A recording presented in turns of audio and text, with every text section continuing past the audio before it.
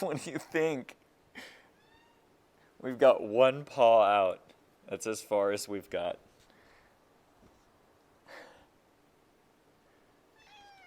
Oh, she doesn't like the snow. What about you?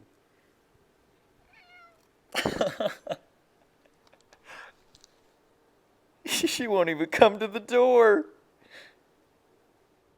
Hello, it's Doris with Aldi Books, and I thought that we would check out my Storygraph today and see how it's shaping up. So let's flip the camera around and get to it before any coworkers show up.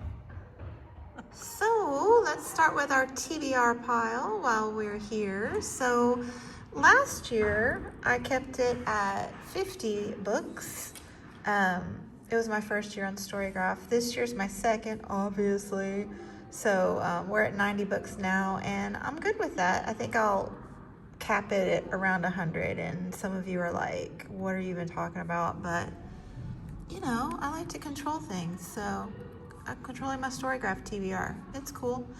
I don't even remember where that book came from or what it's about. Funny. You'll see a lot of Chinese books about China popping up because I'm living in China, and that interests me at the moment. This one I have had on my TBR periodically for ages. Every time it just interests me, so why have I not read it yet? Lots of good stuff here. This one, I'm not sure about. I keep hearing mixed reviews, but I mean, that cover, you know, Heidi says I have to read that one, and you know, I kind of agree with her. This one, Untrained Librarian, raved about that one, and I think it's got a fantasy vibe. You'll see a lot of fantasy on here too, because I'm pretty sure 2024 is going to be my fantasy reinvigoration. I used to read a lot of fantasy when I was younger. This Percival Everett, I cannot wait. Oh my gosh, that's going to be amazing. So good. A lot of these I don't even remember. So what I do is I take, buffering, just a moment. Okay, we're back. So I take screenshots, more China, when I'm watching BookTube of things I'm interested in, and then periodically I will, you know, go through my photos on my phone, reading that one right now, and analyze those pictures and see if I really want to read it. And if I do, I will stick it on my TBR on Storygraph. So that's my way of, you know, vetting the books. I need to read that one right away. And come on, don't you want to read that one? Oh, so good. Oh man, I've been waiting forever for that one to come back. Reading that one right now. So good. Love me some Emily Henry, except her last one was a letdown. S.A. Cosby, definitely. Yeah, more fun times here. How have I not read that one yet? Oh, cannot wait. I got that one in Italy. Can't wait to read that. No, that one, that's a Victober. I'm going to read that one in Victober. Love language books as well. More fantasy. That one, I read one by that author, and it was gorgeous. China. This one's been on, these two have been on here a while. I don't know if I'm going to get to them. And that one I put on for a project, and I don't know if I'm going to keep it. But, you know, this one, oh, I need to read all these dying to reads. I was supposed to read that one last year and the year before. Oh my goodness. I still have not read any Octavia Butler. What in the world?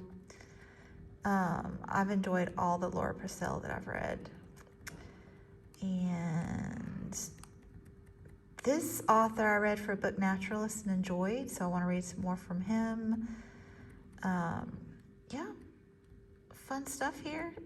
I want to read that one. I want to read all of these, but some of them really, you know, jump out at you, you know? This one is jumping. That one has been on my TBR for ages. I haven't read S.A. Cosby yet. What was I talking about earlier? I mean, I just expect I'm going to love it. You know what I'm saying? JessKidIsTheBomb.com. I don't know why I haven't read that one yet. I've read all of her others. I just finished that one. Pretty good. Still haven't read it. Oh my gosh. And I think that's the end of my TBR. Wow. So let's go back and check our stats. That's what we want to see. You want to see my 2024 stats? Look at that. I've only logged one book. I'm being funny. So anyway, 2023. So my goal was 100 books. I just wanted to break the 3-digit barrier, and I did. My unofficial goal was 120, 10 books a month average. And I didn't quite make that, but I did pass 104, which is 2 a week. Like, I don't know, I'm a number nerd. You can hear it. But anyway, happy with that. I found my moods interesting. So my 3 dominants were reflective, emotional, and informative, which makes sense. Books that make me think and books that make me feel get 5 stars. So there you go. The next 4 were dark, adventurous, mysterious, and challenging. So yeah, I'm in agreement. I'm not concerned about the pace and number count. Fiction versus nonfiction, I feel like I used to read probably 60 to 70% fiction. And then, during the COVID, I went to more nonfiction. But you can see fiction's creeping back up a little bit. Because last year, one of my goals was to read more literary fiction again. I had gotten away from that. So I did. You can see literary fiction is my second one. I am not in agreement with this fantasy bar at all. We'll come back to that in just a minute, but let me finish my stats here. So I didn't keep up with tags, so let's ignore that. Format I found really irritating. You can only keep up with that by the book you choose to enter. So I didn't realize that. So this is all skewed because I read more digital, and this is not reflective of that. And you can't change it after the fact other than to go in and change all of the books you chose, which who's going to do that? This is funny because I went on the monstrous bender and read all 7, so that's that. And I think this is cool. Like Shorty September, I not only read the most books, but the most pages. So even though they were short books, it really pushed up my page count. And then also December was interesting because I didn't read that many. Well, I read quite a few books, but I read a lot of chunky books in December. I was in a chunky book mood for whatever reason. So, and then our star rating. So we'll check these out and then swing back up to the genres in a minute. So my 2-star reads. I don't read many 2 stars because I'm good at choosing my books. Why is this not showing? This is supposed to show. Clickety click. Just a minute. I'll fix it. Oh, there it goes. So these 3, Rumi and Rilke.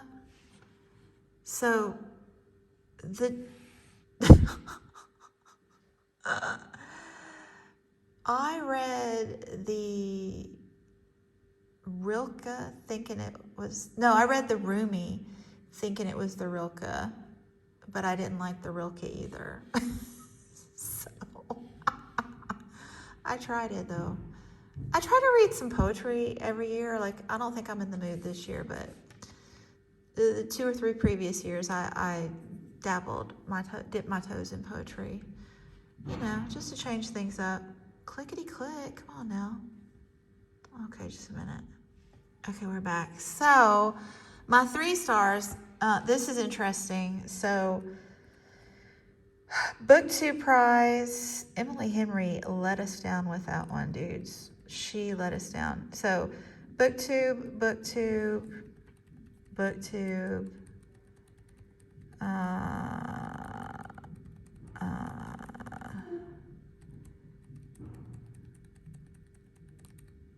Is that all? What the heck? Why did it do that? Oh, man. All right, I fixed them. I signed in on a different browser, so can't beat me. 1, 2,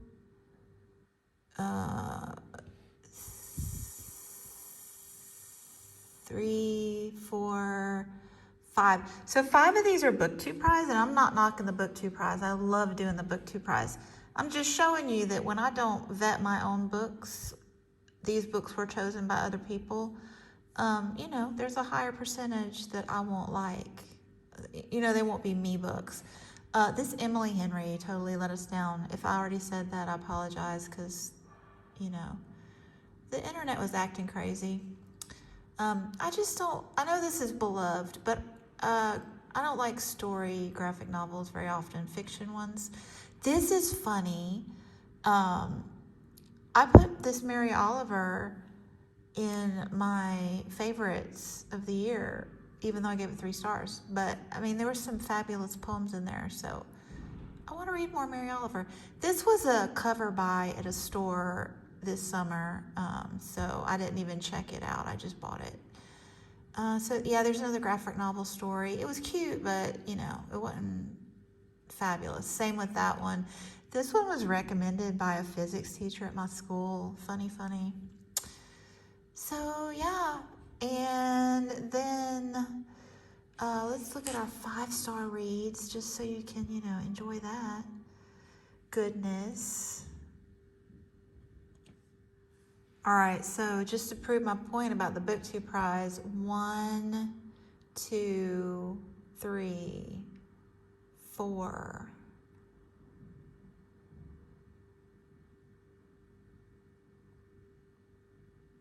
5, 6. 6 were on the Book 2 prize, made 5 stars. So really enjoy the Book 2 prize. And I won't talk about these because the majority of them, this is really great. I should have put that on my favorites. It's one of those picture books that's got a page of art and a page of information about a woman in science. Really loved it. So I won't talk about these because the majority, this is a super cute graphic novel too. I think that was my first read of last year. Anyway, I won't talk about these because the majority of them were on my favorites of 2023. So, yeah. And then the last thing I want to talk about, I want to swing back to the fantasy genre.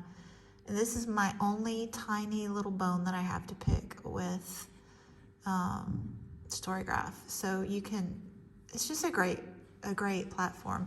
You can click on everything and see that category. So these are the books they labeled fantasy. And while they are fantasy, they're not pure fantasy like what I would categorize as fantasy. So I would like that category to be, high fantasy.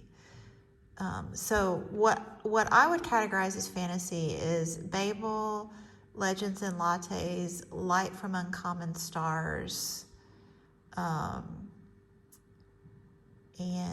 The Book That Wouldn't Burn, and The Adventures of Amina al-Sarafi. Yeah. So 5 of the 20 are what I would want to be categorized as fantasy. And when I'm talking about I want to read more fantasy, that's what I'm talking about. This is definitely fantasy, but it's kind of a whimsical literary fantasy. This is kind of historical. This is fantasy, but it's a graphic novel, so those are in a different category for me. This is middle grade, historical. I mean, they have fantasy elements, it's true. This is more of a borderline horror literary. This is like a classic math nerd graphic. This is fantasy, middle grade. You know what I'm saying, though. I want this pure, my idea of fantasy. And yeah, anyway. So that's it for Storygraph. Really love the platform and really thankful that I joined up when I did, because I'm reading digitally a lot. I don't have the huge bookshelves full of books anymore. So this is a nice way for me to organize my bookish thoughts and keep them, ready to read. So yeah, thanks so much for watching, and I'll be back soon. Bye.